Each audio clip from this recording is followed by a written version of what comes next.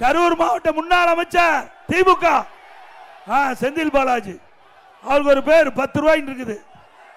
10 ரூபா பாலாஜி தெளிவா தெரிஞ்சிருக்கிறீங்க. அந்த 10 ரூபா பாலாஜி இந்த மாவட்டத்தில் பூந்துக்கிட்டு அலாசிட்டு இருக்கார். தேர்தல் வரும், நாங்கள் கொள்ளையடித்த பணத்தெல்லாம் மக்கள்கிட்ட கொடுப்போம், ஓட்டை வாங்கி ஜெயிச்சிரும், மீண்டும் ஆட்சிக்கு வந்து கொள்ளையடிப்புன்னு திட்டம் போட்டிருக்காரு. அந்த திட்டத்துக்கு யாரும் விலை போயிடாதீங்க. எவ்வளவு பணம் கொடுத்தாலும் வாங்கிக்க, தங்கத்தை கொடுத்தாலும் வாங்கிக்க, ஆனா ஒரிஜினல் தங்கம் கொடுக்க மாட்டார். ஏன்னா ஏற்கனவே 2021 சட்டமன்ற பொது தேர்தல் கரூர் நடந்தது. அவர் வேட்பாளராக போட்டிட்டாரு. அப்போ நம்முடைய சகோதரிகளுக்கு வெள்ளி குலுசு கொடுத்தாரு.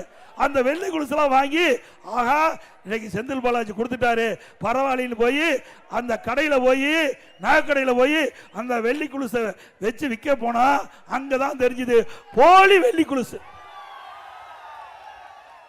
ஆக இப்படிப்பட்டவர்களாம் இன்றைக்கு தேர்தல் என்ன டெபாசிட்டை இழக்க செய்வீங்களா?